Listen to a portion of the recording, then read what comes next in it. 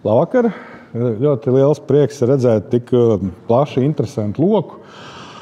Un mēs pamazām sāksim, pārbaudīsim, vai viss mums kustās iet uz priekšu. Tātad vēsturiskie krogi. Ar krogiem es esmu sācis nodarboties nepārāk sen, 2021. gadā. Historija LV ietvaros, kas ir daudz senāks projekts, jau no 2001. gada pastāv. Mēs rīkojām dažādus novadpētnieku mācību pasākumus, un 21. gadā tēma bija ceļi un robežas. Un gatavojot materiālus, uzaicinot lektorus, man pašam sāk interesēt kroga tēma vairāk, un viņi sāk interesēt tāpēc, ka es sapratu, ka pa viņu maz ir iepriekš pētīts, maz krogi ir apzināti, par viņiem ir materiāli daudz, bet pētīti ir maz. Un krogi, kā jūs arī noteikti zinat, ir tā kultūras mantojuma daļa, no kuras, diemžēl, bieži vien visai mazi palicis pāri dabā. Un, lai pievērstu uzmanību tam, kas vēl ir, citu starpā, tas arī bija viens no mudinājumiem sākt darboties. Un, to vienmēr, kad tu kaut ko dari, tad vajag tādas lielas mērķus uzstādīt.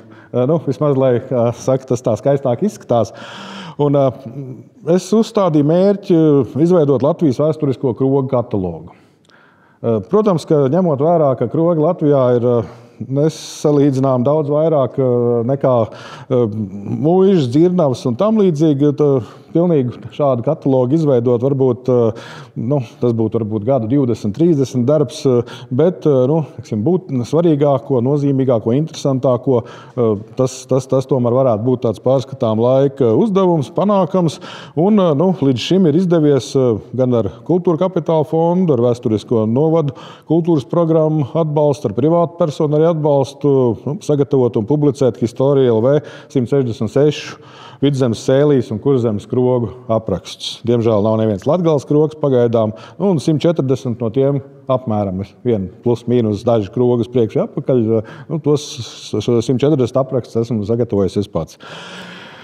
Un tātad šeit visi šie apraksti publicēti Historija LV, Latvijas vēstures materiālu brīvpieejas krātuve un novadpētniecības platformā, kur jūs varat sadaļā vietas, apakšsadaļā ceļi un robežas, apakšsadaļā krogi, visus šos aprakstus detalizēti aplūkot, izlasīt, viņiem iepazīties. Un tuvāk mēs parunāsim par tiem krogiem, kas ir apvilkti ar sarkano aplīti. Tie ir tātad Pērnavas ceļa krogi, šitie Jūrmalas ceļa krogi, bet pirms tam pieskārsimies arī Salkrastu novadam caurējošam, Salkrastu novadu dienvidu daļai caurējošam, senajam Rīgas, Valmieras, Valkas, Tērbatas ceļam un tā krogiem. Tur būs, šeit tātad redzam, kādi krogi pastāvēja un darbojās mūsdienu Salkrastu novada robežās 1839. gadā. Tad arī ir ļoti uzskatām redzams, ka šie divi galvenie ceļi, lielākās maģistrāles ir tās, gar kurām ir visvairāk krogi. Tad Jūrmalas ceļš, jeb Pērnavas ceļš un šis te Rīgas ceļš senais. Un tad jau šajā attēlā redzam tos krogus, kurus es esmu izpētījis un aprakstījis. Un ar aplīšiem ir apvilkti Salkrastu novada krogi, bet izpētīti ir Rīgas ceļa krogi, ir izpētīti līdz Valmierai un Pērnavas ceļa līdz Liepupei, līdz Jelgavu krogam. Un pēc kādiem principiem es ķeros klāt pie krogiem, vadoties pēc senajiem ceļiem. Jo krogs un ceļš, tas ir divas neatņemamas lietas viena no otra, kur ir krogi. Krogs vienmēr ir pie ceļa, un kur ir ceļš, daudz maz nozīmīgs, tur allaž bija krogs. Jo, krogs, tā ir kultūra vieta, patiesībā krogs ir vairāk savā pēdējā pastāvēšanas laikā, bet vispirms krogs ir atpūtas un patvērumu vieta ceļotājiem. Un šeit mēs redzam, es sarkanis iezīmējis tātad divus no galvenajiem 17. gadsimta Vidzemes ceļiem, kas ir kā galvenie ceļi norādīti 1671. gadā izdotajos zemes likumos. Un 8 galvenie Vidzemē bija vispār 8 8 galvenie ceļi, un no 7 no tiem latviešu vidzemes daļā un 1 igauņu vidzemes daļā. Kā zinām, vidzeme sanāk bija ne tikai Latvijas teritorija, bet arī Dienvidu Igaunija skaitījās vidzemes, sanāk Livonijas, pēc tam vidzemes guberņas daļa. Un izpēti, un tie rimbulīši ir no kuras vietas līdz kurai tad es esmu izpētījis. Šeit tāds ieskats vienā no avotiem. Tātad vispār, kā jau es teicu, kas ir tie krogi, pa kuriem mums interesē vairāk skatāties historijā, jo apraksti bieži vien ir gari, plaši, un mēs no rīta līdz vakaram būtu spiest visu veselu dienu noteikti viņas lasīt, lai mēs viņas klātienē izlasītu, un tāpēc es esmu pa katru krogu atlasījis kaut ko, manuprāt, būtiskāko, interesantāko, saistošāko, arī izvēloties dažādas avotus, kartogrāfiskos avotus, citas dokumentāros avotus, kuriem pievērst uzmanību, kuri ir nozīmīgi un interesanti gan krogu vēstures kontekstā, gan arī vispārējās vietu vēstures kontekstā, jo to tai pašā avotā, kur mēs atrodam materiālus par krogiem, tur mēs atrodam materiālus par mūžu, par dzirnavām, par zemnieku sētām, par ceļiem, par daudz ko citu. Un šī ir tātad Zviedru vidzemes kopkarte, kur atkal ir iezīmēti iepriekš manis minētie galvenie ceļi. Un iesim uz priekšu. Un tātad Tērbats Pleskavas ceļš. Cik no jums ir tie, kuri ir atbraukuši no Sējas? Pāris cilvēki. Tā jau es domāju, ka ļoti daudz nebūs. Pat cik pasākums notiek šeit, ja viņš notiek Sējā, tad būtu droši vien otrādāk.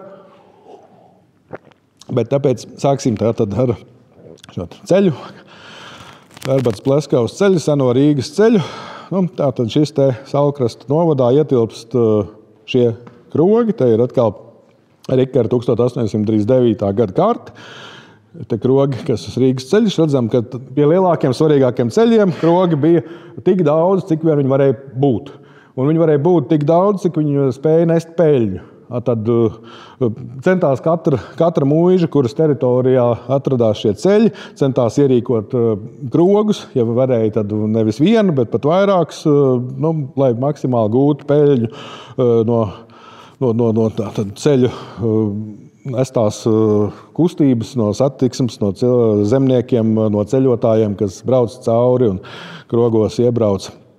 Vēlāk tikai krogs, tas jau vēlāk krogs kļuva par tādu pagastu ļaužu sanāksmes sajiet vietu, senākais. Tas bija vispirms tās ir ceļotāju naktsmītnes atpūtas vietas. Un kas ir svarīgi ar šo te ceļu? Svarīgi ir tas, ka ceļš pastāvēja, vecais Rīgas ceļš, tāpēc viņš ir vecais, viņš pastāvēja tik ilgi, kamēr 19. gadsimtā nolēma cariskās Krievijas valdība izbūvēt jaunu šoseju, savienot Rīgu ar Pleskavu. Līdz Pleskavai sanāca līdz Raganai, jeb Englārtei, un tad, kad ap 1845. Gadu šie šoseji tika pabeigti, tad, protams, kustība pa veco ceļu trasi apsīk. Tie, kas brauc no un uz Rīgu, tie, protams, par to ceļu vairs nebrauc. Tur tas palika tikai vietējais nozīmes ceļš. Un līdz ar to 19. gadsimta otrā pusē visi šie krogi viens pakaļ otram tika slēgti. Tāpēc arī tur nav īsti saglabājušās ziņas par notikumiem šajos te krogos. Ir avotu materiāli par krogu pastāvēšanu, par krodziniekiem, bet tādas ziņas par to, kas pēc tam jau bieži vien 19. gadsimta otrā puse, 20. sākums, kur ir kaut kādi dažādi notikumi saistoši, tur pagaidām vismaz par šiem krogiem tādi nav atrasti. Lūk, pirmais Graumeldera krogs, tad dzirnavu krogs. Te ir, redzam, Graumelders, apkārtējo ainavu, un kroga vieta, stadulas vieta un dzirnavu vieta. Avots, tātad 17. gadsimta beigas, 18. gadsimta sākums Zviedri zīmē vidzemes ceļu kartes. Viņi gatavojas karam ar Krieviju, viņiem ir svarīgi, lai viņiem būtu precīzas ceļu kartes, kur ir viss svarīgākais, kas uz ceļiem atrodas, lai būtu redzams. Un šī ir viena no šīm ceļu kartēm, Rīgas Tērbats ceļu karte, un te mēs ļoti labi varam redzēt situāciju, tad dzirnavas, ir tātad dzirnavu krogs, mūlēna krūga, mūlēna vonunga, tad dzirnavnieku dzīvoklis un dzirnavu dīķis, ja, mūlēna teiha. Tas ļoti skaisti un tāds arī diezgan mākslinieciski izzīmēta situācija. Nākošais krogs bija avotu krogs. No avotu kroga ir palikusi, pat vieta īsti nav vairs redzama dabā. Var uzlikt apmēram punktiņu, kur viņš bija. Nav ne avotu mājas, ne avotu krogs, bet arī tur var ļoti labi redzēt, ka te dzirnavu krogs, un te jau nākošais krogs. Tad tur, tādā, 10 akmens sviedienu attālumā no viena kroga nākošais krogs atradies bija. Jā, un tā kā tas pats kartogrāfiskais materiāls, tātad Rīgas Tērbasts ceļa kartu, un redzam iezīmētu un uzraksta avotu krogs ceļa malā. Nākamais krogs šai ceļā, Suliņa krogs, pirms tam pastāvēja netālu no šī Suliņa kroga sūca māju krogs. Tas kaut kad karos gāja bojā un tad nodibināja 18. gadsimta pirmā pusē Suliņa krogu, kurš savukārt, kad ceļa nozīme zuda, viņš tika pārbūvēts par skolu. Skola nodega, vietā uzcēla jaunu skolas ēku, Ķieģeļēku, un tā ēka arī atrodas iespējams tieši tajā vietā, kur Suliņa krogs ir bijis. Nākamais krogs, Stoķa krogs, arī pastāv no 18. gadsimta, 17. gadsimta beigām, jau tā pašā Ulriha kartē ir iezīmēts, un tur tā tieši tāpat laika gaitā ir zudis, un tagad pat mājvieta ir tā, Stoķa mājvieta arī zudus, tikai koki palikuši, kas iezīmē šo te vietu. Tas ir viens no šajā ceļā tādiem interesantākiem krogiem bijušiem, tad Murjāņu krogs, jeb tagadēji Vecmurjāņu. Krogs ir atradies vietā, kur netālu ir atdalījies no Rīgas ceļa Limbažas ceļš, kas arī jau vismaz no 13. gadsimta pastāvējis un bijis svarīgs ceļš, tā kā viņš ir bijis ienesīgs krogs savulaik, bet arī 1866. gadā, kad ir izdota tāda 3 sverstu mēroga Krievijas impērijas topogrāfiskā karte, tad jau šajā vietā ir zemnieku sēta, Murjāņi, bet krogs jau atrodas jaunās šosejas malā, tad tagadējos Murjāņos, jo tos te krogus, kas bija pie vecā ceļa, tās viņas pārcēla uz jauno šoseju. Pat tad, ja tā ir muižai, tā teritorija nepiederēja un nepienāca pie jaunās šosejas tik un tā, šīs ceļa privilēģijas tika saglabātas šīm muižām un vairākus krogus pārcēla, tur pēc tam tālāk ir Tāls krogs un vēl citi pāris krogi, kurus no vecā ceļa pārcēla uz jauno šoseju. Šis atkal ir viens no avotiem, ko es esmu izmantojis, kur ir redzami Murjāņu mājvieta. Šeit ir mājvieta, arī eksplikācijā vēl ir zemnieka sēta Murjāņi, bet jau nedaudz vēlāk, kāds 10 gadus vēlāk, jau ir iezīmēts kā krogs, Murjāņu krogs un atkal vecais dzirnavu. Tad šeit piemērs tāds, ka meklējam materiāls pa krogiem, atrodam arī to, ka strautiņš, kas tur netālu šķērso ceļu, ir nosaukts par veco dzirnavu strauts. Tātad tur ir kaut kad pastāvējis dzirnavs. Tajā laikā, kad uz tāda maza strautiņa uzbūvēts dzirnavs, bija vēl pietiekoši ekonomiski atmaksājošās, bet laiks gāja un tas strauts bija pa mazu, lai tās dzirnavs turpinātu uz viņu pastāvēt. Dzirnavs tur vairs nebija jau šajā te laikā, 1695. gadā, bet nosaukums ir un mēs varam meklēt un varbūt arī vietu atrast. Tad šī te viduslaika dzirnavu vieta, kur ir. Te ir viens no kroga senie zīmējums, kroga attēli nav pārāk daudz, un visvairāk no viņiem ir zīmējis Broce. Šeit viņš arī zīmējis Murjāņu krogu, un te redzam, ka tas ir tāds liels krogs ar 2 stadulām abos galos. Tad šīs zemnieku un vācu stadulu. Arī daļēji vidū ir Te varbūt mazāk redzēt, tad te vidū visdrīzāk ir jau varētu būt vai nu kleķa vai mūra daļa, tad manteļas kurstenis, apvalk dūmenis pašā vidū, abas stadulas ir apakšdaļa ir tā kā no guļbaļķiem veidot un augšdaļa ir tad šeit arī noteikti māla kleķis vidū, tajā pildreža tehnikā.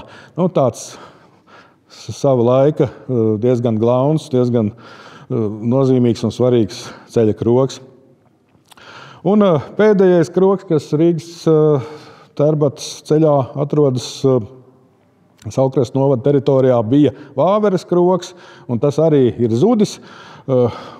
Un pie šīm te mājām, pie Vāverēm, pie Vāverēniem, pirms Vāverēm pie Vāverēniem, tur tagad ir Vāveres un Vāverēni, jā, tad tur ir tāda viena vieta, nu tā viņi īsti tagad nevar redzēt, bet bultiņas ievilcis, kur iespējams šis krogs atradās, jo tur ir redzams tāds apvidu pacēlums, kas varētu būt tā senā pamatu vieta. Nu tā, tagad atkal nedaudz ir jāpaslapina mute. Tā saka, lai nav tā kā sausā runa. Runa varbūt nav savas, bet mute ir savas. Un tad ir tā kā ir jānolūk. Un tagad jau mēs ķersimies pie jums pazīstamākiem un tuvākiem krogiem. Atkal paskatāmies uz karti, šo te Vidzemes kopkarti, uz Jūrmalas piekrastes ceļu, saucamo Pērnavas ceļu. Nu, pa Pērnavas ceļu viņš kļuva tad, kad uzbūvēja Pērnavas pili, pēc tam pilsētu. Pirms tam viņš bija vienkārši Vidzemes piekrastes ceļš. Tas vispār ir viens no senākajiem satiksmes ceļiem, kāds pastāvēja vispār Latvijas vēsturē. Nu, īsta liecība, protams, no laika pirms rakstītajiem avotiem nav, bet arheologi arī tā lēš un spriež, vadoties pēc teiksim, kaut kādu tehnoloģiju, priekšmetu apmaiņas un vispār saziņas ceļu iespējamām trasēm kā tādām, gar Jūrmalu, ka viņš jau varētu būt vismaz no bronzas laikmeta pastāvējis šis ceļš. Nu, protams, tas ceļš noteikti tajā laikā bija visai nosacīts, ņemot vērā, ka cilvēki tik daudz nebija, bet kaut kādas takas, kuras izmantoja un pa kurām pārvietojās, noteikti jau tad tajā laikā bija. Jā, un vairākums no jums droši vien šo ceļu zina kā Zviedru pasta ceļu vai pasta ceļu. Un pasta ceļš, šis ceļš bija tik ilgi, kamēr pastu vedēji, respektīvi atkal šajā gadījumā cariskās Krievijas valdība saprata, ka pa to ceļu, to pastu vest varbūt nevajag, jo ir pārāk grūti. Ceļš bieži vien ir grūti izbraucams, tad vai smilšains pārāk, vai dubļains pārāk, un nevedās nekādi to ceļu salabot, un tad 19. gadsimta sākumā pārcēla pasta trasi, kas gāja šeit pa taisno gar Jūrmalu, pa šo te mūsu pasta ceļu, pārcēla viņu šādā te virzienā caur Valmieru, Rūjienu, Moizekulu uz Pērnavu. Ceļš bija krietni garāks, bet tas pluss bija tāds, ka līdz ar to varēja nodrošināt pastu piegādi daudz labāk jau šiem te plašākiem apgabaliem, un tas tad atmaksājās, un tur arī tas pats ceļš, tā ceļa trasa, viņi bija labāk, pat cik tomēr tas tika uzturēt labāk tie Valmieras Rīgas ceļš, un arī tie pārējie ceļi bija izdevīgāk. Tad to pasta ceļš izbeidzās apmēram ar 1800. gadu. Te ir atkal karte, kur mēs redzam šos te mūsu ceļa krogus, kur ir izpētīti, un kāpēc tas viens krogs tur ir zili ir iezīmēts? Tas iezīmēts ar zilu, tāpēc, ka viņš tajā kartas sastādīšanas laikā nepastāv. Viņš tur nav. Tas ir āķu krogs. Pārējie visi krogi ir senāki, bet āķu krogs ir pavisam jauns, un viņš 1839. gadā vēl nav. Pirmais ir, nav Saulkrasta novadā, bet viņš ir pēc būtības tāpat vien ir, turpat blakus vien ir, un viņš ir, tāpēc es viņu gribēju arī nedaudz apskatīt, un kāpēc es viņu gribēju par Lilastas krogu tātad jums pastāstīt, tāpēc, ka tas ir krogs, ko apraka kāpa. Tad tas ir viens no tādiem raksturīgām norisēm, kas ir saistās tieši ar jūrmalu, ar piejūru. Iekšzemē nav īsti zināms. Ir gan arī iekšzemes kāpes, bet nav dzirdēts, ka viņas kaut ko būtu aprakuši. Tādas kā tur, piemēram, valks, roliņu mežos nav dzirdēts. Bet pie jūrmalas tās kāpes tā mēdz darīt, viņas staigā un daudz ko arī aprok. Un šis ir viens no krogiem. Vairāk, mēs jau pa otru tūlīt tiksim arī līdz otram. Tad te ir kāpa, šī te tā kāpa, kas aprakus, tā krogs ir kaut kur apakšā, un tā ir tā otra jaunā kroga vieta, no kur arī nekas pāri, diemžēl, nav palicis. Te mēs redzam Lielasts ezeru un kroga vietu. Tā ir 1686. Gada kopkārta. Krogs noteikti tur pastāvēja, bet tur nākošais jau ir iezīmēts, bet visi krogi šajā kartē nav iezīmēti. Bet viņi tādi pati par sevi interesanti. Te jau redziet tā situācija. 686.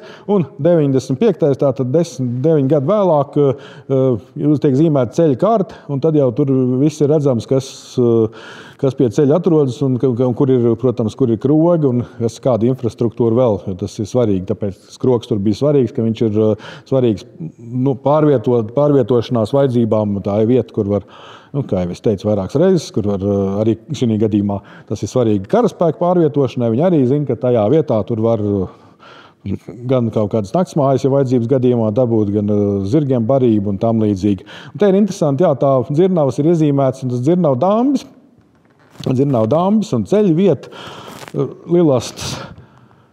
Un te jau ir cita karte, Lielasts krogs, tad Carnikaus muižas, tas ir 60. gadu plāns.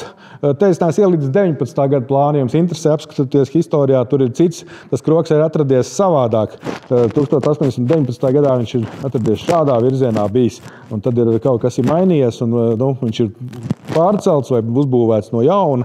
Tas ir tāds piemērs, kā kroga ēkas mēdz pārvietot.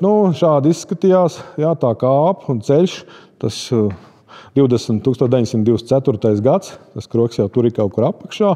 Un šis ir jaunais Lielasts krogs, kā uzcēla attēlu no upelnieku ģimenes arhīvu. Paldies Lārai upelniecei. Tas bija tāds vairs ne krogs, kā mēs zinām šos lielās, masīvās kroga ēkas. Tas jau ir tāds ceļmalas traktierīts, bet viņš arī vēl kādu laiku darbojās, kamēr jau atkal izbūvēja jauno šoseju, un tad arī šis krogs vairs nebija tik aktuāls. Te ir 50. gadu uzņēmums. Šīs, acīm redzot, ir tās pašas tās Lielastē esošās Krievu armijas daļas, automašīnas, kas šeit aizmugurē redzams. Tāds viņš vēl kādu brīdi bija, un tad sabruka un nojauca. Nākošais ir jau Saulkrastu novada krogs. Pirmais krogs virzienā no Rīgas puses Saulkrastu novadā, tad Bātes krogs. Un Bātes kroga saimnieks pastāstīs vairāk par daudzām lietām, par kurām es nestāstīšu, pēc manis. Tas ir ļoti patīkami. Paldies viņam arī bez viņa atsaucības, bez Arņa atsaucības apraksts būtu ļoti nabadzīgs. Tas materiāls, tas krogs ir unikāls ar daudz ko. Tad gan to, ka tā ir koka ēka, kas ir ļoti mazīgi vispār koka ēkas saglabājušās. Saulkrastu novadā tas ir vienīgais koka krogs, kas ir saglabājies. Daļēji viņš ir saglabājies vispār visā ceļā, šajā piekrastes ceļā Latvijas teritorijā ir vēl viens tikai koka krogs. Tas ir Brīdagas krogs, tas ir skaists, labs krogs. Tātad šis senās ceļa trases, kurā mēs pievērsīsim nedaudz uzmanību, senās ciemu vietas, tā arī staigājošās kāpes un tātad dzimtā saglabātās vēstures liecības, kas ir attiecās uz Ārni. Šis attēls, senākais kroga attēls, 20. gadsimta sākums. Redzam, tāds neliels kroziņš ir bijis. Tad šis, ņemot vērā, ka tā satiksme jau diezko intensīvi vairs nav bijusi, kopš pasta ceļš ir izbeidzies. Un tad ar vienu stadulu, stadulas gals un dzīvojamais gals. Pie durīm stāv, uzskatām, ka tas ir Jānis Ernšteins, saimnieks mājas. Krogs pazaudēja stadulu, kas tika nojaukt jau 30. gadu otrā pusē Viņi bija tik izmantot kā kūts. Kūts nav laba lieta priekš koku ēkām. Un, acīm redzot, sienas bija sapūšas un tā stadula bija nojaukta. Un tad kara laikā arī sašāva vēl ēkas galu un nojauca vēl to sašauto galu. Un tas, kas saglabājies, tas ir šāds te apjoms ir no tā kroga ir saglabājies, bet tas ir saglabājies. Un iekšdarbi ir ļoti plaši veikti. Tur ēka izskatās tā. Tas, kas no kroga ir palicis, tas pastāv un pastāvēs vēl ilgi un nes sevi lielu daļu no šīs te oriģinālās substances, no stāva. Šitie guļboļķu stāvs ir un manteļs kurstenis, kas ēkā labi ir redzams šeit, jumta konstrukcijas maiņas laikā. Arī skats no malas. Tad tas ir ieskats dzimtā saglabātajos materiālos, kur liela daļa ir arī fotomateriāli. Par tiem es vairāk nerunāšu, jo tas ir ārņu tēma. Un tad ir šī interesantā lieta - ciema maiņa. Atkal tieši tāpat, tā paša iemesla pēc, kādēļ Lilastas krogs tika, viņš netika pārcelts, viņš tika apbērts. Šeit arī kāpas, staigājošās kāpas gribēja apbērt Bāciemu, vai vismaz tas bija sagaidāms, ka viņi apbērs, jo ciems pastāvēja ne tur, kur viņš pastāv tagad, bet kādu puskilometru vai nedaudz vairāk, apmēram puskilometru uz Saulkrasta pusi, Bazinurgas krastos. Un viņš tur pastāvēja līdz 19. gadsimta pirmajām 10 gadiem aptuveni, kad saprata, ka kāps varētu apbērt, un tad tika pārcelts uz tagadējo vietu, jo tajā pašā 1839. gada Vidzemes speciāla kartē jau viņš ir jaunajā vietā novietots. Te redzam, kā tas izskatījās 1683. gadā. Tad šeit ir šis te Bātas ciems, kā mēs viņu tagad saucam. Toreiz viņi bija Bātas mājas, bet numur 3, Bātas mājas. Un krogs ar pazīstamo kroga simboliņu. Pie mājvietas ir karodziņš. Tāds maziņš karodziņš, tā vēlāk jau to lietoja kā simbolu, bet kaut kad tie tiešām ir bijuši kā tādi karogi, kas pie šīm mājām ir izkārti.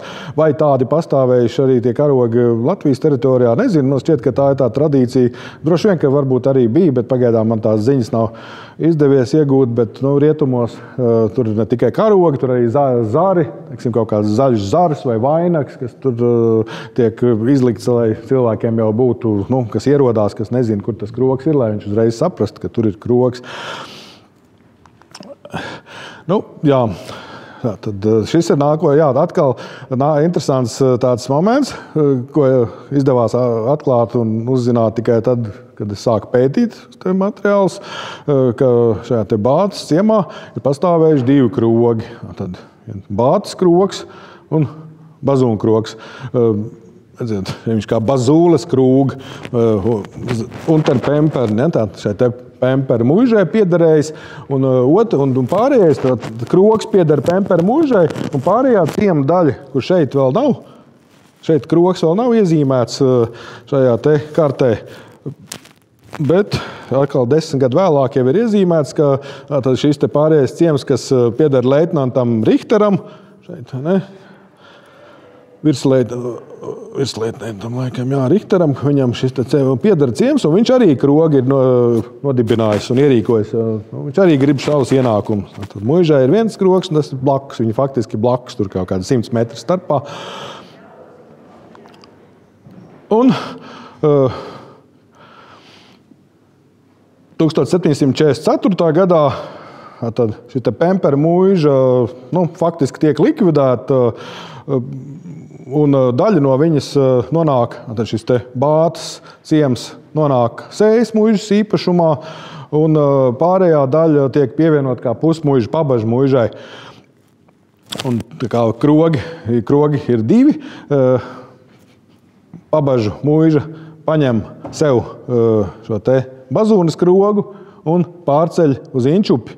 Un savukārt Bātas krogs paliek uz vietas, līdz pat tam laikam, kad jau atkal visu Bātas ciemu pārceļ, un tad viņi pārceļ uz to vietu, kur viņš atrodas šobrīd, uz Arņa mājām.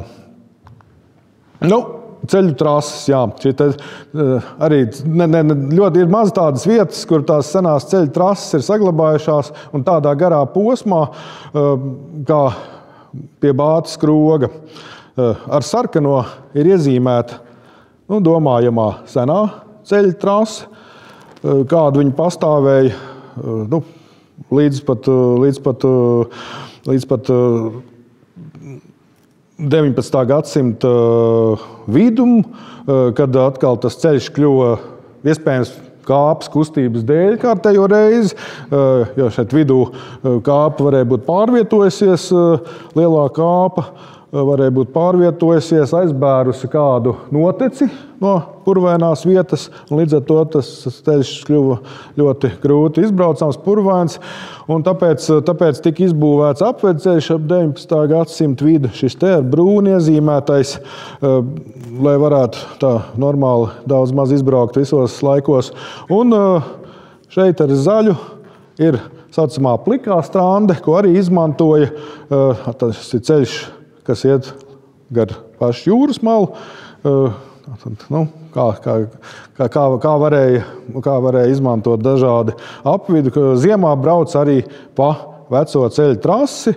Tad šeit ir atkal ļoti unikāls attēls no Arņa Bērziņa saglabātiem materiāliem dzimtā, kur mēs redzam gar kāpas malu, kā ziemā brauc, kad ir aizsals, sasals, tad tur varēja droši braukt pāri.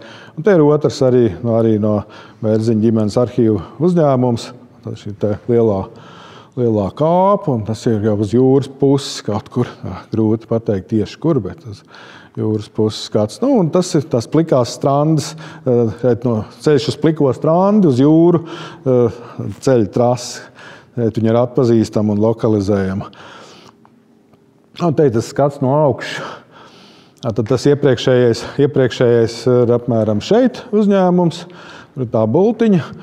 Tur, kur ir vieninieciņš, tur ir aptuvenā tā vecā Bātas, jeb Bazūnas kroga vieta, kur viņi atrodas. Un te tas arī skats dabā apmēram iespējams tajā vietā, tur pat tiešām droši nevar pateikt, bet kaut kur tajā apvidū, kaut kādu pārsimts metru radiusā, tas senais Bazūna krogs ir atradies. Lūk, tagad esam nonākuši līdz Inču krogam, tad baltā kāpa un Inču krogs, tad šeit vieninieciņš, tā te Inču kroga vieta, kur viņš kādreiz ir atradies. Tagad tā kāpu iela 1B, kur ir māja uzbūvēta virsū. Un galvenās tās tēmas ir pārceltais Bazūna krogs, Inču krogs, un arī nedaudz grib pievērsties, ja jūs nesat pārāk jau noguruši, jo tur drusciņi vairāk teksts atkal ir ielikts, Inču kroga dalīšana agrārajā reformā. Kā jums ir? Jums tā viss tā? Esat vēl aizmiguši? Tas labi. Jā, tātad Pabaža Kroņa mūžas apraksts Arklu revīzijas, 1751. gada Arklu revīzijas protokols, un šeit ir Bazūna krūga. Tad šis te krogs no tās vietas, kur viņš atradās pie Bazūna urgas, viņš ir pārcelts uz šejieni. Kamēr pēc tam jūs redzēsiet to pierādījumu, bet pirmā brīdī nevarēja saprast. Te nav rakstīts, ka viņš atrodas pie Inčupas. Un kas tur vēl piezīmēts, ka viņš ir iznomāts 1751. gadā pie Pabaža Kroņa mūžas piederīgais Bazūna krogs.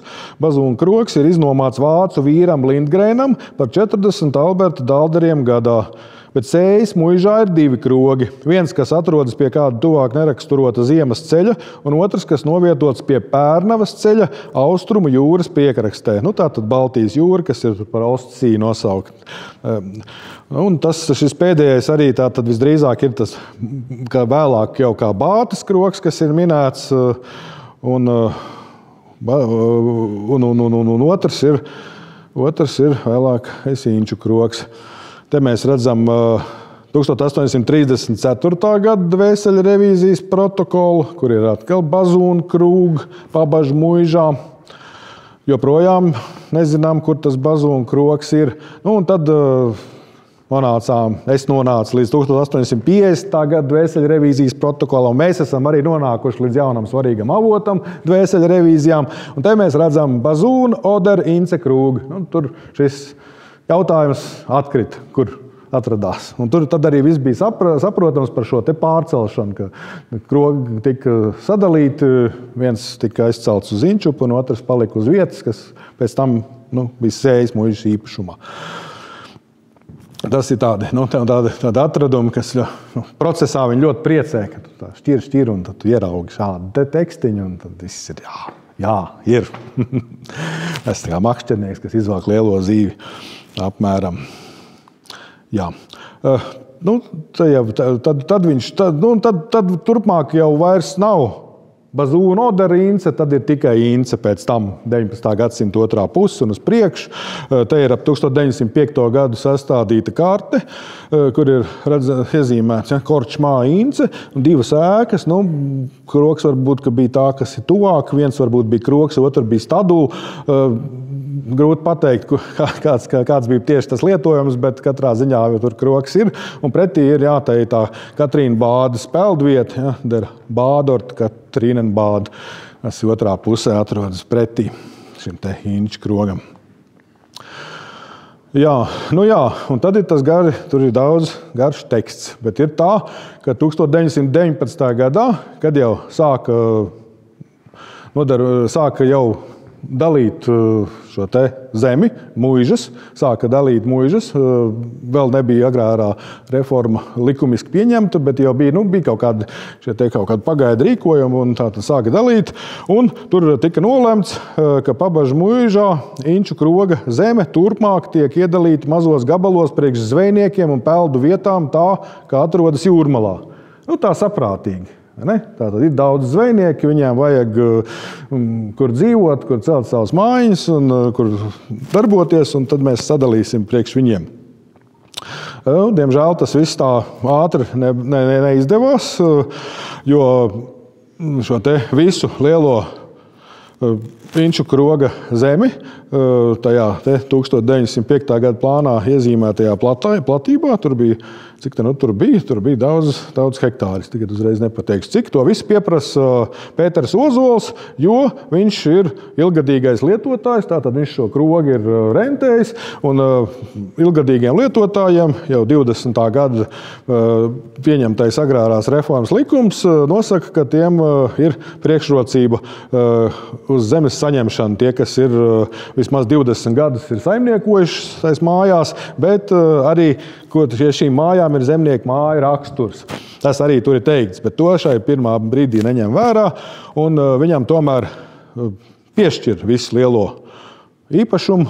Tātad, cik mēs redzam, 68,48 pūrvietas, tad pareizinām 0,34 hektāri ar 68, tad mēs dabūjam to gabalu, cik tad viņš tur liels ir, vai ne? Tā.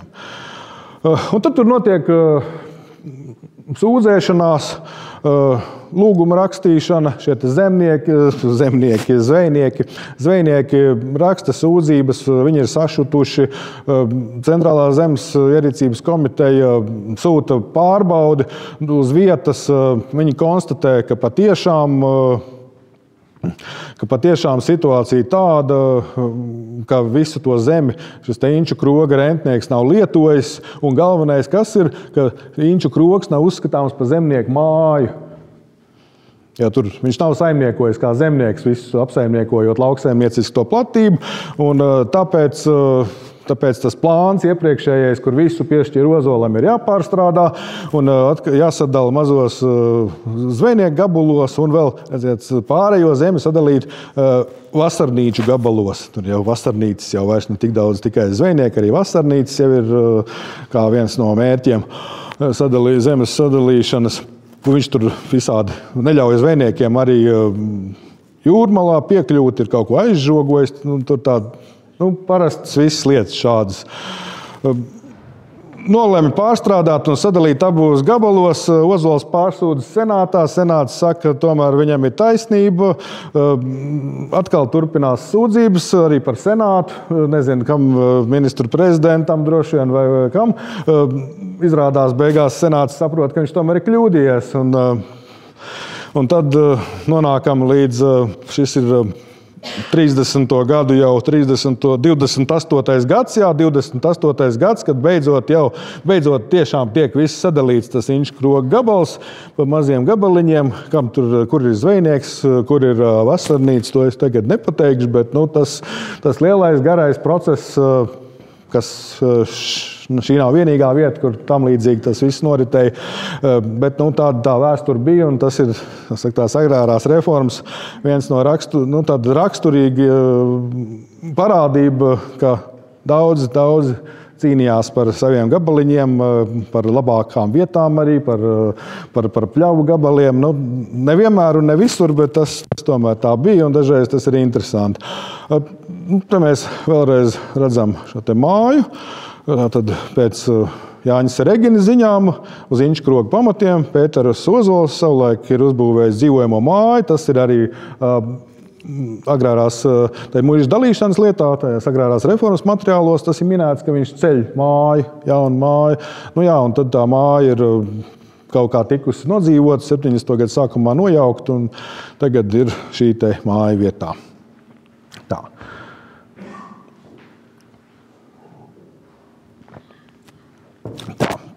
Nākošais krogs, jo mēs esam tā plus mīnus interesanti, cik mēs ilgi runājam. Lai es tā varu saprast, cik es esmu aizskrējis. Tā normāla laika. Vai ne? Varam vēl parunāt. Ja te vēl būs gari teksti, ja jūs negribat, lai es lasu tekstus, tad sakat, ka lai nelas lietas mierā, sakat. Jā, tātad Biriņu muižas, Pētera kapelas kroga vieta. Jā, diemžēl, Bātas krogs, ja nebūtu, tad mums nekā vairs nebūtu Saulkrastos. No krogiem, no liecībām ir zemes. Šis arī ir pazudis, bet vieta ir pie ugunsdzēsēja depo. Un atslēgas vārdi Sprediķi krogā, Krodzinieks Jūrmalas zvejnieks, Kristīgā patversme un sociālais centrs Betānija. Tas laikam ir ļoti unikāls gadījums, kad krogā viss, ko tik krogā pēc tam nav ierīkojuši, bet laikam Kristīgā patversme tikai šeit. Vismaz man tā šķiet, ka pagaidām nekas cits, citu kandidātu vietu nav. Tad ir zvejnieku biedrība Enkurs un iesalnieku traktieris arī pieminēts galā. Tad iesim tam visam cauri. Tad, ko mēs redzam? Tad atkal 1683. gada plāns. 1683. gadā sazīmē ļoti daudz muižu plānus, tāpēc tas gads tur parādās visu laiku. Tas ir labi, ka viņi sazīmē, jo citādi mēs nezinātu, kā tas viss izskatījās. Plāna eksplikācijā. Ne visiem plāniem ir saglabājušās eksplikācijas, tātad paskaidrojumi par to, kas kurā zemes gabalā atrodas, kas viņam ir raksturīgs un tam līdzīgi. Ne visur tas ir, tur var daudz ko uzzināt. Šeit mēs uzzinām, ka Pētera kapelas krodzinieks sauc Jakobs Holthūzens. Viņš ir jātnieku dienesta karavīrs. Tātad par šo dienestu droši vien viņam arī šis te krogs ir piešķirts. Viņš pilda jātnieku dienestu, tātad viņš ir gatavs kā kavalēris doties karā, kad kungs viņu sauks, bet kamēr karš nav, tikmēr viņš pelna naudu krogā. Un viņam ir tikai slikta smilšaina arama zeme. Tad viņš tur var izaudzēt ļoti maz ko, viss galvenais ienākums viņam ir no kroga. Tad jau Krievu laiks, ja? Tātad Vidzemi ir iekarojis Pēters I, 1727. gads, Pēters jau vairs nav. Pēterupas baznīcas vizitācijas protokolā teikts, ka ļaudis tikai labā laikā var sanākt baznīcā, lietainā laikā skolotājs Jākobs Hīnce lasa Sprediķu krogū. Savā ziņā kristīgā patversme nē, bet baznīcas tāds aizvietojums. 1701. gadā Krievu valdības ierēģi revidējot Koltas ar Eikažu muižu, tātad Biriņu muižu, ar Eikažiem protokola atsevišķi izdala Jūrmalas zvejniekus, Fischer Bauern. To vidū ir arī Pētera kapelas krodzinieks Jurre, kurš kroģē muiža salu un atšķirībā no citiem jūrmalniekiem zivju, reņģu nodevas nedod. Tas arī ir tāda interesanta savdabība. Kaut gan viņi ir saprotami, protams, ļoti labi, ka, ja citur ir nodevās ir labības, vai tur auni, vēl kaut vistas, virves, un tā, tad Jūrmalās tās obligāta nodeva vidū ir zivis. Kādas, tur šī gadījumā tās ir reņģis, citreiz arī ir butis un minētas avotos, jā. 1791. gads Melīna, grāfa Melīna zīmētā karte, kur ir arī tā laika krogi visi iezīmēti. Te mēs redzam tā skaisti, viņš tā ir iezīmējis arī tur Kuģīšu jūrā un tad Pētera kapelas kroga vieta.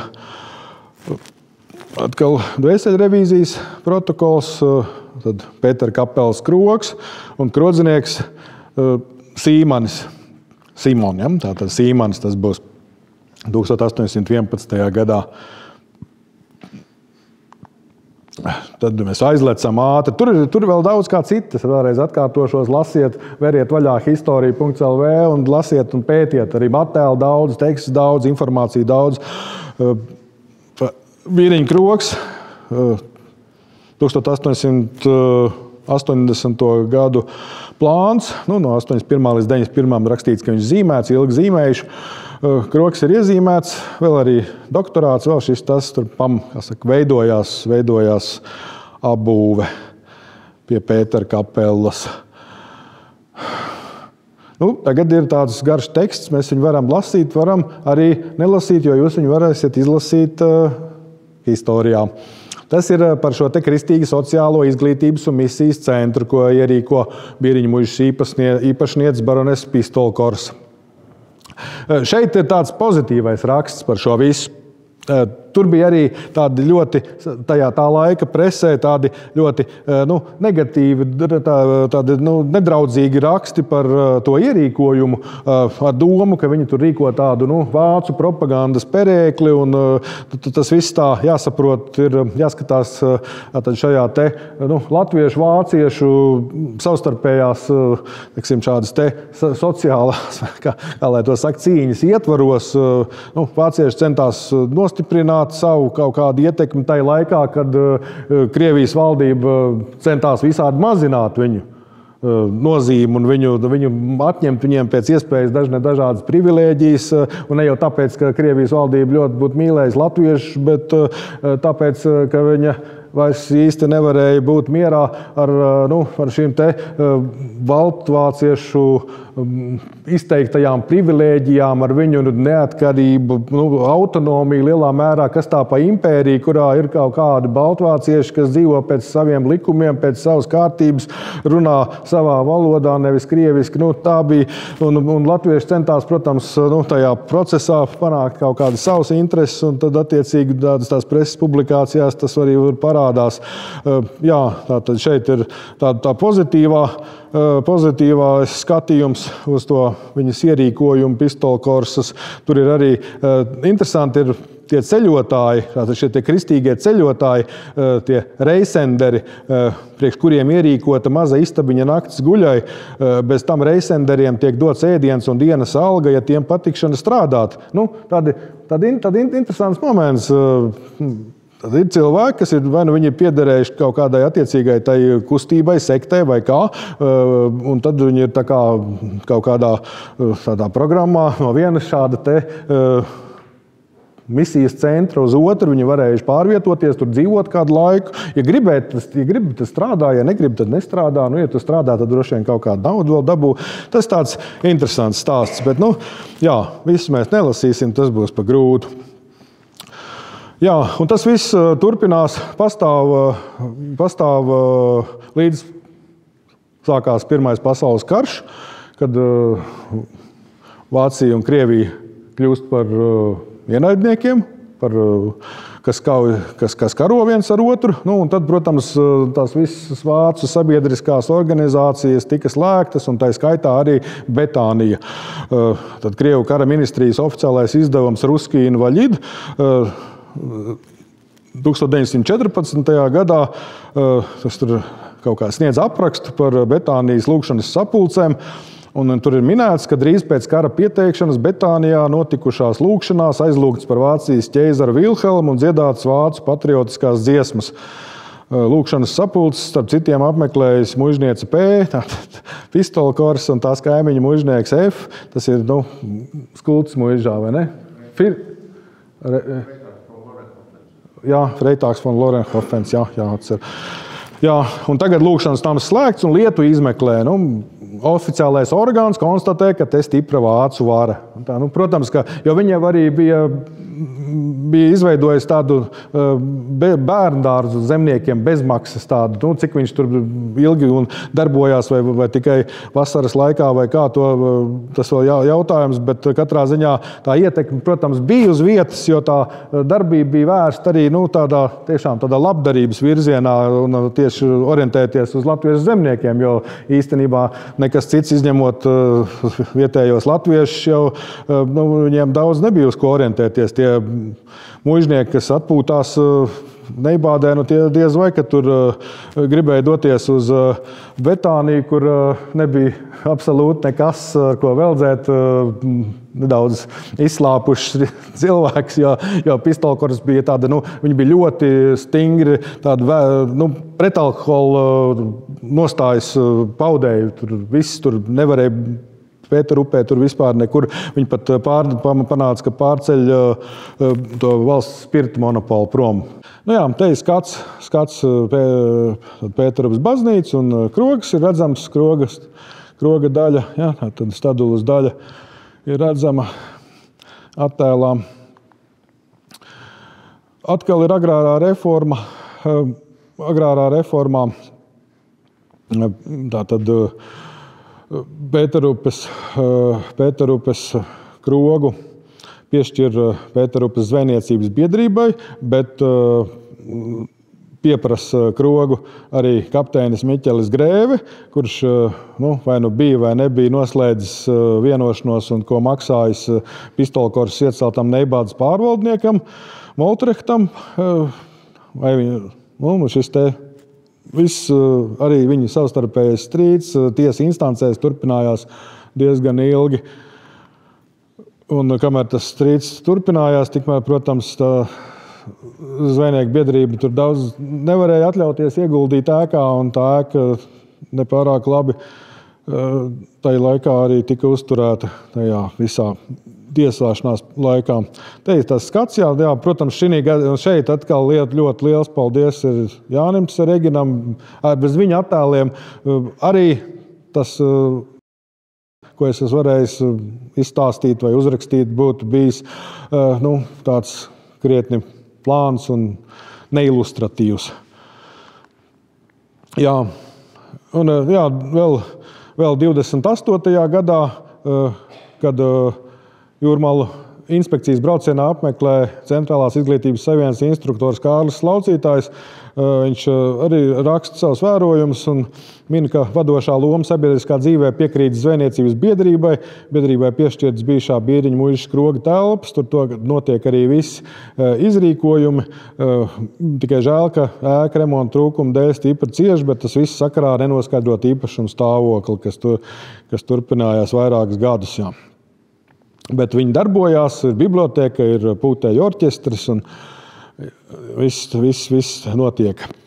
Te ir arī ļoti labi uzskatāms attēls, kurā redzam, kāds izskatās ceļš, kamēr nav izbūvēta šoseja, un tad mēs varam iedomāties, ja nolīst kārtīgs lietus, cik viegli ir par šādu ceļu pārvietoties un vai ne? Zemākās vietās tur acīm redzot arī var tā arī palikt, kamēr gaidīt sausāku laiku. Un 30. gadu otrā puse, šoseja, tad jau ceļš ir labs, kroga tiesāšanās par krogu arī ir beigusies, viņš pieder kuram un šeit ir redzams arī izkārtne uz sienas un ir ierīkots pirmās šķiras restorāns, jeb traktieris, kas pieder pieder Pēterim Iesalniekam. Kaut gan uz traktiera ir Kristīnas Iesalnieks vārds. Tur acīm redzot, sieva bija tā oficiālā īpašniece un visas lietas noteikti vai nu viņi kopā darīja vai vīrs tikai darīja. Tas vēl viss pētāms noteikti. Kā tika izmantota šī ēka Otrā pasaules kara gados, tā droši nevar pateikt. Jānis ir apkopojis ziņas, arī tātad nostāstu ziņas, nevis avotu ziņas, dokumentāru avotu, bet nostāstu ziņas, un esot pēc nostāstiem atradusies Krogā it kā Gestapo nodaļa, un aizturēti esot turēti ieslodzīti pagrabā. Tur laikam arī par kaut kādiem nošautiem bija kaut kas minēts. Un 44. gada rudenī, šajās te kaujās, kas norisinās Vidzemes jūrmalā, Biriņu Kroga ēka smagi cieš un vairs atjaunot netiek. Drupas nojauts 51. gadā. Āķu krogs. Kā jau es teicu, jaunākais krogs Saulkrasts teritorijā. Interesants ar to, ka viņš arī kalpoja kā tāds lielveikals vai pakalpojumu centrs savā ziņā. Tur bija veikali, maizes ceptuve, pasta nodaļa, fotosalons, traktieris pēc tam, kad krogs jau vairs nedarbojās. Nav īsti skaidrs, kad tieši viņš ir celts. 1866. gada kartē nav iezīmēts, kur tomēr vairāk vai mazāk lielākoties tie krogi, kas tajā laikā pastāvēja, ir iezīmēti. Un no pistolkoras atmiņām lasām, ka viņš raksta, ka no jauna tika uzbūvēts Alkšņu krogs, Bīriņu krogs, Plades krogs, divreiz, jo tas nodega, Saulītes krogs, vēlāk arī Āķu krogs. Tātad Āķu krogs gan faktiski pēdējais, kas vispār ir darīts krogā saistībā ar krogiem. Tā ir, pēc šī teksta tā var saprast, ka Āķu kroga celšana, un tā varētu būt tātad 50. gadu beigās vai 60. gados 19. gadsimta. Tur bultiņi ir iezīmēts Āķu krogs tajā pašā 1881. 91. gada plānā. Tajā arī redzam apkārtējo apbūvi, jau kā viņi veidojās, Neibādas apbūve, Ķīšu upe. Šis ir tāds vērtīgs dokuments. Tur ir ne tikai Rīgas apriņa, bet šis ir Rīgas apriņa, tad slēgto krogu saraksts, jo 1900. gadā ceras kā Krievija Baltijā ievies valsts spirta monopolu, tad aizliedzot pārdot stipros dzērienus citur kā tikai ļoti retās speciāli vietās, kur tas tika atļauts, un valsts monopolā, protams, pamatā. Tātad šī vārds monopols, kā šņābu veikala nosaukums, arī no tā ir cēlies, tātad no šī te valsts monopola. Un tātad šī krogu slēgšana notika vienojoties ar krogu īpašniekiem, kas lauku teritorijā bija tātad vācu mužniecība pamatā, un vienošanās notika aprēķinot ienākumus, un tad tur bija dažādas tās kapitalizācijas, kā viņi kapitalizē ienākumus, pēc cik gadiem un kā, bet mužnieki no savas puses sastādīja sarakstus ar krogiem, kas ir slēgti, un cik arī ir bijis noma pēdējos 3 gados, pēdējos 4 gados, un te mēs redzam, ka Āķu krogs Neibādē ir bijis Bīriņu muižā pats ienesīgākais krogs. Gada noma ir bijusi 1000 rubļu. Nākošais ienesīgākais ir Bīriņu muižas krogs Pētera kapelā, tad 950 Saulītes krogs, bet tas Āķu krogs ir, pat cik tā ir Neibāda. Neibādē ir maksāt spējīgākā publika. Tāpēc tur arī tas ienākums ir lielāks un tāpēc arī maksa lielāka. Un tur ir tālāk, es nogriezis nost, bet tur ir teikts, ka tajā nomas maksā ietilpst arī maksa par maizes ceptuvi, zvejas tiesībām un vienu saimniecības ēku. Tad krogs tiek slēgts un vairs atjaunots netiek, jo daļu krogus atjauno, kuros var tirgot nemonopolizētos, protams, tikai dzērienus, bet var saņemt šo te kroģēšanas licenci arī pēc 1900. gada. Tad dāli, tur kaut kādi vietējie vīni, ko var pārdot, bet daļa krogas paliek slēgta, un šis āķu krogs ir viens no tiem. Tad šo te attēlu noteikti jūs jau daudz esat redzējuši, kur ir āķu krogs ar ceptuvi, veikalu. Ar veikals šai galā ceptuvi. Te nav redzams, ka tur būtu ceptuvi, bet iespējams, ka viņi joprojām pastāvēja, jo tas ir neilgi pēc 1000. Jā, pareizi, kliņģeris, jā, re, kur ir, jā. Es jau, jā, pareizi, ir viss skaidrs, tāpēc ir tā ceptuvi, jā. Jā. Ap 1908. gadu ierīko pastu nodaļu āķu krogām. Te tas kliņģeris laikam tagad ir noņemts, vai ne? Tur viņš vairs nav. Tagad ir pasts. Agrārā reforma. Atkal tā ļoti īsi. Tad krogu grib iegūt Pēterupas kooperatīvs, kas nomā veikala telpas, bet tomēr viņš viņu nedabū. Krogu dabū Stāls Pēteris uz kāda pamata. Tad kā tajos materiālos, ko es esmu uzgājis, tur par šo te ilgadīgo nomu man šķiet, ka nebija minēts, bet varbūt, ka tāda arī bijis tā argumentācija. Tad āķkrogs 30. gados. 33. gadā āķkrogā traktieri atver Pēters Stirna, ko viņam ir piedāvājis kroga īpašnieks darīt, tad viņa bijušais skolotājs.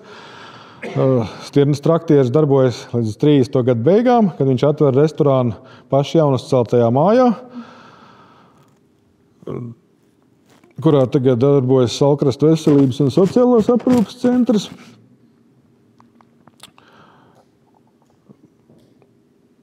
Par Otro pasaules karu arī īsti nav zināms, kas notiek.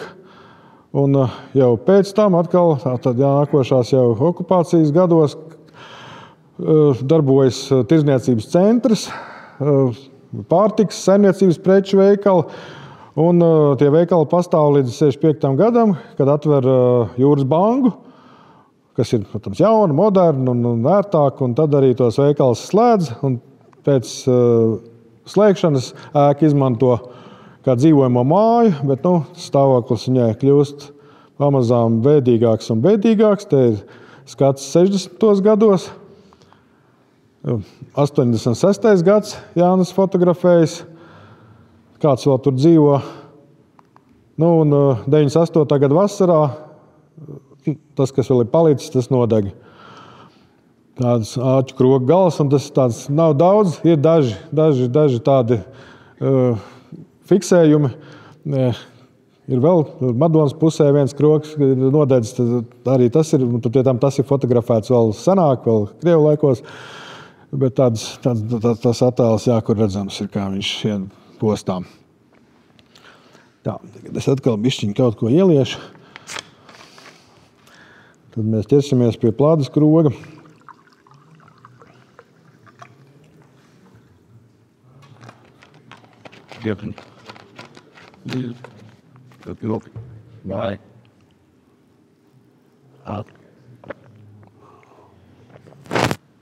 Jā, plādes krogs.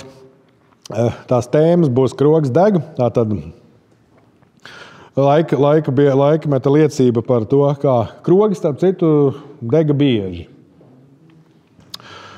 Krogu lieto uguni stadulā. Turpat ir siens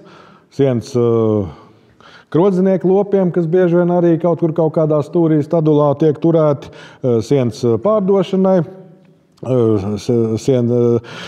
vēl dažādas citas lietas, kas notiek krogā ar uguņiem, tātad neuzmanīgas varbūt pīpēšanas un tam līdzīgas lietas. Un tāpēc tas, ka krogi deg, tas ir diezgan bieža parādība. Nav vienīgais krogs, kas ir dedzis, bet pat cik viņi nes labu ienākumu, tad parasti tā lieta ilgi tukši, kā saka, nestāvēja vai neatjaunoti krogi nepalika, viņus atjaunoja un viņi turpināja darboties. Senākais avots, kur atrodam liecību par Pladas kroga pastāvēšanu, ir grāfa Mellīna karte 1791. Gada, kur ir krogs iezīmēts, bet to, ka krogs pastāv vēl, vismaz 1784. gadā, bet vēl varētu būt, ka vēl senāk, to mēs uzzinām no 1795. gada dvēseļu revīzijas, kurā ir ierakstīts, ka vecais krodzinieks Miķelis ir mīris 1784. gadā. Tātad krodzinieks ir miris 784. gadā, diez vai, ka tajā pašā gadā to krogu arī dibināja. Tā, visdrīzāk, ka viņš jau pastāv vēl senāk. Jā, tad par to krogas degšanu no savu laiku šis te pagasts tiesas protokols. Tad šī uguns nelaime notikusi 1875. gadā, naktī no 3. uz 4. decembri. Un tas teksts, to mēs tagad izlasīsim. Pēc 11. naktī krodzinieki Jordāna sievu no pirmā miega uzmodināja troksnis Stadulā. Gāja lūkot pat, jo vīrs pa dienu izbraukājis Neibādi jeb Saulkrasts. Tas ir tāds pārstāstījums no tā. Pieguris un negribējis celties. Atverot iekšējās durvis uz Stadulu, viņai uguns pretī nākusi, un tas ir atkal citāts jau no oriģināla, no protokola grāmatas. Viņai uguns pretī nākusi no Stadulas, un uz tam savu vīru saukusi, bet viss jau liesmās bijis. Un pēc Bieriņa muižas valdīšanas uzaicinājuma rītā agri pagasts tiesas vīrs Pēters Balodis nogāja uz skādes vietu un atrada, ka minētais Pladas krogs līdz pēdējo baļķi ir nodedzis. Kā cēlusies uguns noskaidrot neizdevās, uz Stadulas augšu gan glabājās siens, bet nekāds ugunsdrošības pārkāpums tas nebija. Krodzinieks savus zaudējumus tiesai uzdeva kā 1000 rubļus, muiža ēku novērtēja kā 2500 rubļus vērtu. Tātad viss kopā zaudējums 3500. Un krogi uzceļ atkal, jā. Un 1881. gadā Bieriņa muižas īpašnieks raksta lūgumu Vidzemes guberņas valdei atļaut pie Pladas kroga Neibādē laikā starp 10. un 15. jūliju katru gadu rīkot lopu, zirgu un krāmu tirgu. Tas tāds apliecinājums, ka krogs atkal darbojas šajā 81. gadā jau. Un tad arī kā tas procedūra kāda bija, ka apriņķa valdes uzdevumā apriņķa tiesa veids 20 verstu apkārtnē esošo 11 kaimiņu muižu rakstisku aptauju, vai to īpašniekiem pret šādu tirgu minētajā vietā un laikā nebūs iebildumu. Iebildumu nebija, un tirgus tika rīkots. Ap 1898. gada Pladas krogu pārbūvē par skolu, kam, ko Pistolkors, tātad Bieriņa īpašnieks Pistolkors uz savu rēķinu to ir izdarījis, kā avīze Balss 1897. gadā ziņo. Un 4-gadīgā pamatskola turpina darboties līdz 20. gada pirmajai pusē, bet skolnieki paliek arvien mazāk un skola slēdz.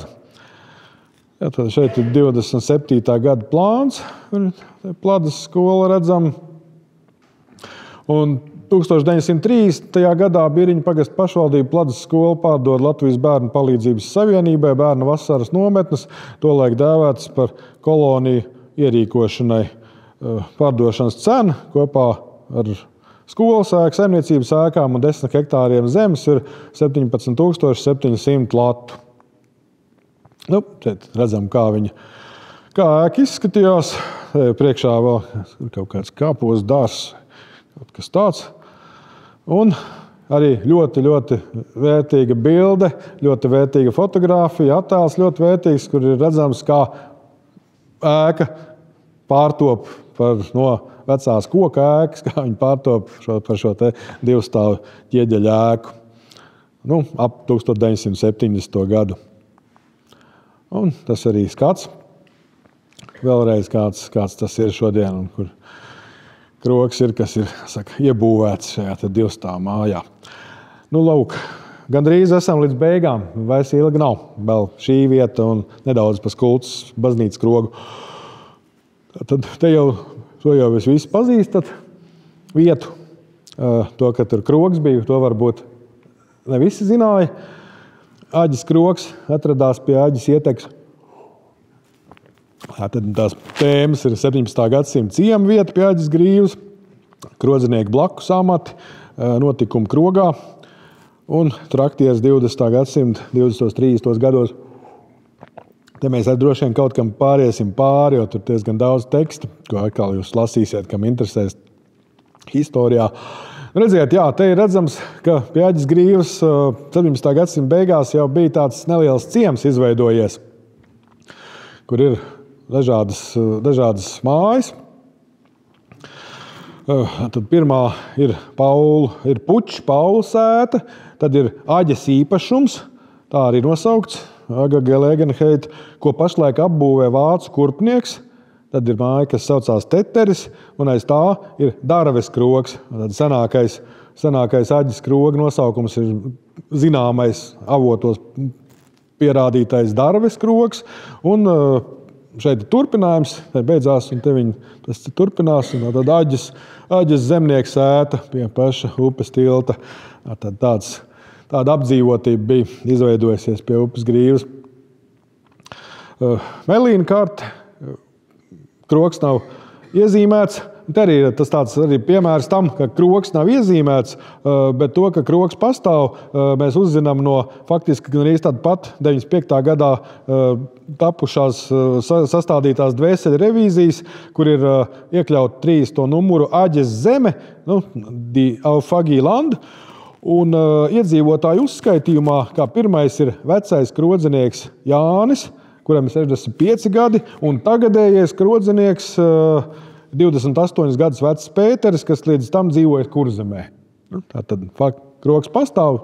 Diez vai, ka viņš, varbūt arī sazina, varbūt viņš tajā brīdī ir nodedzis, piemēram, ka tā karte ir zīmēta, bet varbūt vienkārši ir kaut kas, kaut kā viņa paslīdējis garām, ka tur arī krogs ir jāiezīmē. Viņš nav tajā kartē. Tāpēc mēs nekad nevaram paņemt kaut kādu kartu un teikt, ka, redziet, mēs tagad pierādām, ka kroga nebija. Nē, iespējams, ka nebija, bet, redziet, viņš tur visdrīzāk, ka bija.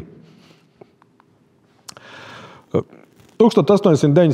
gada plāns, un te ir gan krogs, gan arī Aģes zemnieks sēta, kas jau ir. Viņa ir nodalīta atsevišķi, tā ir atsevišķa saimniecība, un krogs ir atsevišķa saimniecība, kas tiek iznomāts un atsevišķi pastāv. Bet turpat blakus vien ir līkumā. Jā, par krodzinieku blakus amatiem. Krodziniekiem bija dažādi blakus amati, jo varbūt tādos ļoti, ļoti ienesīgos krogos viņam viss laiks tika piepildīts ar krodzinieku darbu, un nebija viņam jādomā par citiem ienākumiem, bet tur, kur tā kroģēšana varbūt atkarībā no sezonas un kur viņi nebija tā tik ļoti ienesīgi, lai krodzinieks nedomātu par citu, tad viņš vienmēr centās kaut ko citu arī darīt. Vai viņš bija kalējs, vai viņš citur ir pie upēm, tad parasti krozinieks arī bija pārcēlājs. Amati bija visnedažādākie, un, protams, jūrmalas krozinieks nodarbojās ar zveju. Kā Salvets Cimermanis ir rakstījis, ka 1815. gadā zvejoja Ainaža kroga un Aģes kroga ļaudis. 19. gadsimta otrā pusē to nodarbojas arī Kuiviža kroga, Salats kroga, Salasgrīvas Pāles muižas kroga un Aģes kroga nomnieki. Nēģu ķeršanai Aģē taci kopš 19. gadsimta 50. gadiem turēja krodzinieku Grēves dzimta, kurā krodzinieki zinām 3 paaudzēs. Reiz, bet varbūt arī iepriekš un pa laiku pēc tam, tas ir citāts no Uģa Niedras teksta, no viņa rakstiņa par jūrmalu, ne tikai par jūrmalas, tur arī par dažiem iekšzemes, bet vairāk kā skultas muižas krogiem. Tātad manīgi puikas tika pie tača nēģiem pirmie.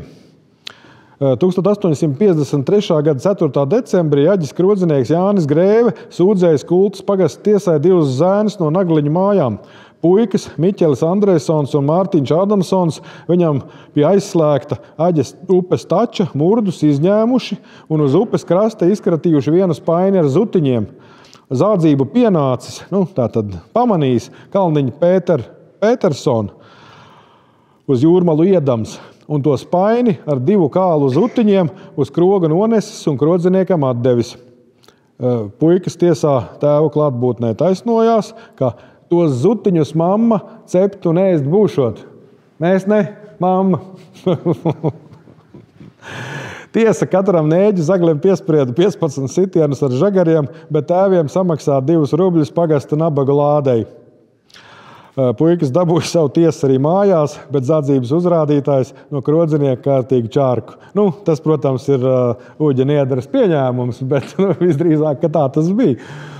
Jā, un te ir daudz arī garš teksts, bet īsumā tas ir par to, ka krogos nevienmēr notika tikai labas un patīkamas lietas, tad alkohola lietošana reizēm izvērš nepārāk saprātīgos un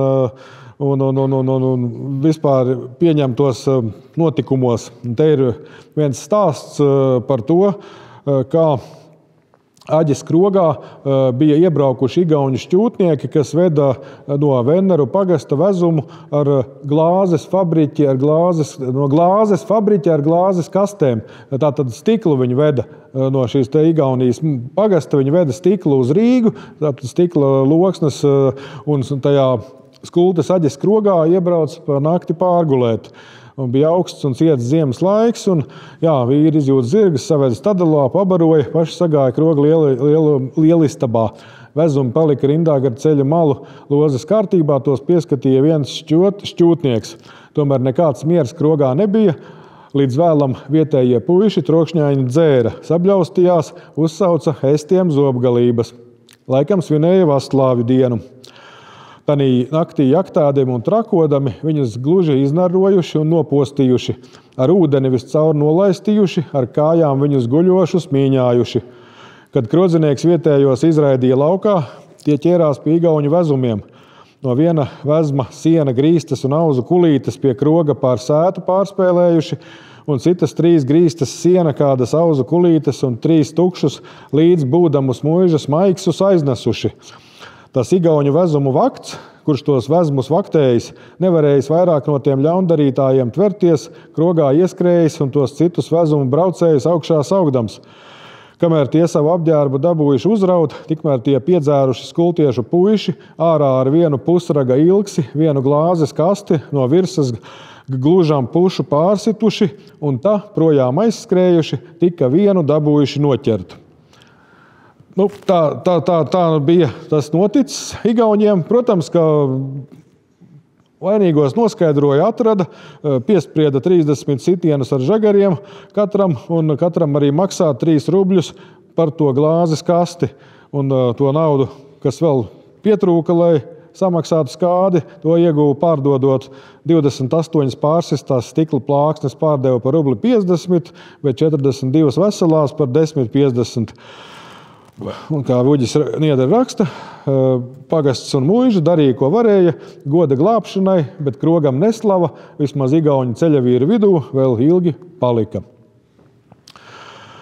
Krogs turpina darboties līdz valsts spirta monopola ieviešanai 900. gadā, tad viņš darbību izbeidz. 1923. gadā Aģu krogu piešķir Pēterim Trimpelim, un Pēters Trimpels atjauno kroģēšanu, tātad atverot traktieri, par ko liecina dažādas preses publikācijas 20. 30. gadu.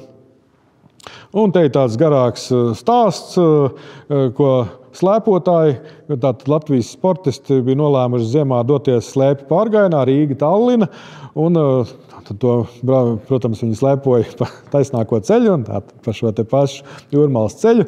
Un 25. decembrī bija nonākuši līdz zvejnieku ciemām, kur Aģes krogā rod nakts mājas. Tātad, kas mums te ir? Mums ir daudz. Interesants ir tas, ienākot saucamā restorānā ar neaprakstām ātrumu nozuda no galdiem miestiņa pudeles un sīvais, jo zvejnieki mums bija noturējuši par kurateļiem, kā viņi paši vēlāk paskaidroja.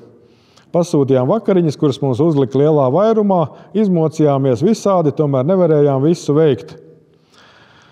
Jā, un tad tur ir pieminēts, ka tās žīdu ciems, viņas tur tā ar humoru raksta, ka ieradušies bija tie vietējie viņus intervēt žīdu ciema ziņu uzdevumā. Tad šis te zvejnieku ciema nosaukums tautas mutē senais, kāds viņš ir bijis. Tad tas par viņiem būtu. Tad ir atkal cits pieminējums 27. gadā, kur avīzē Latvijas rakstīts, ka Skultes aģes krogū pie Šņabja glāzes pagājušo nedēļu izcēlies strīds starp Mārtiņu Čulīti no listmuižniekiem un Mārtiņu Radziņu no Retes mājām, kas nobeidzies ar pamatīgu izkaušanos. Rudzītim ievainota galva un tas ievietots Rīgas slimnīcā. Savukārt 30. gadā presē rakstīts, ka Skultes pagasta aģes krogā akcīzes kontrolieris Vīksne atrada 30 pilnas neaizlakotas pudeles ar kontrabandas spirtu. Pret krodzinieku Skulti sastādīts protokols, spirts konfiscēts. Nesen aģes krogā jau atrada 60 pudeles kontrabandas spirta un Skulti sodīja ar 5000 latiem akcīzes soda. Te mēs redzam 1947. gada Krievu armijas topogrāfisko karti, kur iespējams vēl ir šī aģes kroga ēka redzama. Bet tā kroga arī tā darbošanās, cik viņš ilgi pastāvēja, visdrīzāk nevēlāk par 40. gadu. Un tad jau pēc tam Skultes osta tiek paplašināta, vecās ēkas ir nojauktas un viņa vairs nav. Pēdējais. Vairs nebūs cits, nekas varēsiet beidzot. Jūs jau droši vien esat noguruši. Ne? Tad jau mēs varējām vēl runāt. Labi.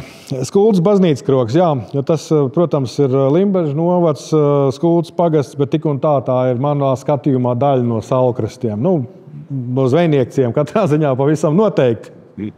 Tāpēc es arī gribēju pielikt vēl klāt.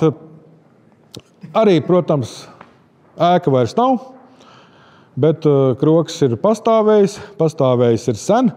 Un senāk ir bijusi tāda muiža kā Zasas muiža šeit. Un krogs ir piederējis Zasas muižai, nevis Skultes muižai 1695. gadā. Ziet, te ir Zasenhofs krūga. Un tā kā skolas dzīvoklis, Mit Šūle Vonunga. Ar skolas, jeb skolotāju dzīvokli. Un tas ir tas piemērs tam, ka tās senākās skolas reizēm tika dibinātas pie krogi. Krogs ir vieta, kur var sanākt. Tur ir telpa, protams, ne visos brīžos, bet atsevišķos laikos, kad varbūt krogs viesis mazāk, var atrast kādu daļu no lielās kroga istabas, vai ja ir kāda atsevišķa cita istaba, kurā tos skolniekus arī var izvietot un viņiem šo to iemācīt. Tātad, kas mums ir rakstīts? Mums ir rakstīts, ka pēc mācītāja Alfrēda Sudāra apkopotām ziņām Pēterupas un Skultes draudzēm, sākot ar 1686. gadu, ir kopējs skolotājs un ķesteris Jākobs Hīnce, ko mēs jau pieminējām pie Pēterupas. Un 1727. gada baznīcas vizitācijas protokolā teikts, ka kopš mēra laikiem, kas tad šis te mēris 1700. gada sākums, lielais mērs Vidzemē bija, un kopš mēra laikiem viņam nav neviena skolnieka, tādēļ skola nav jātur, un viņš, lasīdams dievkalpojumus pamīšus Skultē un Pēterupē, ir arī pieņēmis Pēterupas zirgu pasta pārziņa vietu. Skolnieki ir bijuši tik maz, un nav gribējuši arī noteikti cilvēki pulcēties īpaši, kamēr tās atmiņas par to mēri nav zudušas. Kaut gan 27. gads jau pietiekoši, tur jau 20 gandrīz gadi pagājuši kopš mēra. Jā. Te ir iezīmēts plāns, kur baznīcas krogs ir redzams, kur viņš ir atradies. Šis ir vēl viens avots, draudzes karte, Skultes draudzes karte, kur ir redzami krogi. Arī tajā laikā 1900. gadu, kas pastāv, un te viņš ir kā lielkrogs nosaukts, baznīcas krogs, lielkrogs. Un vienīgā fotografija, kur man izdevās atrast, tad Skultas muižas dalīšanas lietā, ir fotografija. Un fotografija atrodas tur tāpēc, ka ēka tika piešķirta 2 īpašniekiem. Un viens īpašnieks gribēja, lai izmaina kaut kā to zemes sadalījumu, un tad viņš attiecīgi bija pievienojis arī klāt fotografiju, lai ilustrētu to.